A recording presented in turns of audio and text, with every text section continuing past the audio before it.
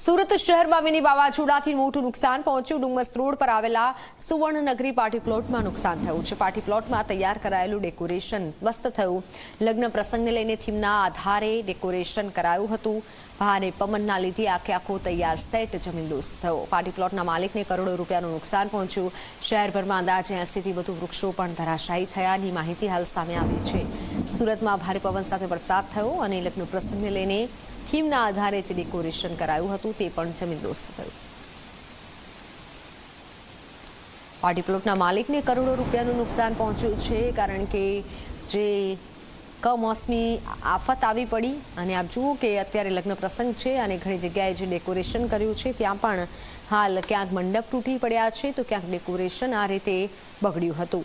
મહેલ જેવા દ્રશ્યો આપ જુઓ કે જ્યાં પહેલાં આ રીતે ડેકોરેશન કરાયું હતું અને એક પ્રસંગ હતો જેથી કરોડો રૂપિયામાં આ રીતે તૈયાર કરાયું હતું ડેકોરેશન, અને બીજી તરફ વાતાવરણમાં બદલાવ આવતા ભારે પવન આવતા જમીનદોસ્ત આ ડેકોરેશન થયું છે। મંડપ ધરાશાયી થયા હતા।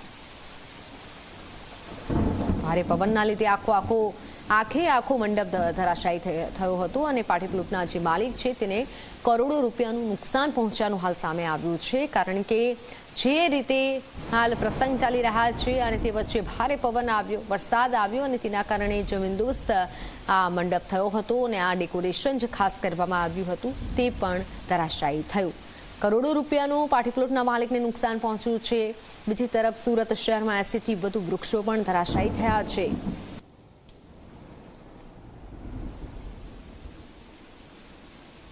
સુરત સહિત દક્ષિણ ગુજરાતમાં મિની વાવાઝોડાની અસર જોવા મળી રહી હતી। અંદાજિત 1 કલાક સુધી મિની વાવાઝોડાની અસરના કારણે સુરત શહેરે કરોડો રૂપિયાનું નુકસાન સહન કરવાનો વારો આવ્યો છે। ત્યારે ઝી 24 કલાકની ટીમ આવી પહોંચી છે સુરતના ડુમસ વિસ્તારમાં આવેલા સ્વર્ણભૂમિ પાર્ટી પ્લોટમાં, જ્યાં અલગ અલગ જે થીમ છે તે થીમ ઉપર અહીં જે લગ્ન મંડપ છે તે તૈયાર કરવામાં આવ્યો હતો, પરંતુ જે રીતે મિની વાવાઝોડું અહીં ત્રાટક્યું હતું જેને કારણે આખો લગ્ન મંડપનો જે સેટ છે તે સેટ ધરાશય થઈ ગયો છે। સીધા દ્રશ્યો આપ જોઈ શકો છો કેટલું ભારે નુકસાન પાર્ટી પ્લોટના જે માલિક છે તેને સહન કરવાનો વારો આવ્યો છે। વિવિધ જે પિલ્લરો ઊભા કરવામાં આવ્યા હતા તે પણ જે વાવાઝોડાની જે તાકાત છે તેની સામે ટકી શક્યા ન હતા। ભારે નુકસાન જોવા પામ્યું છે।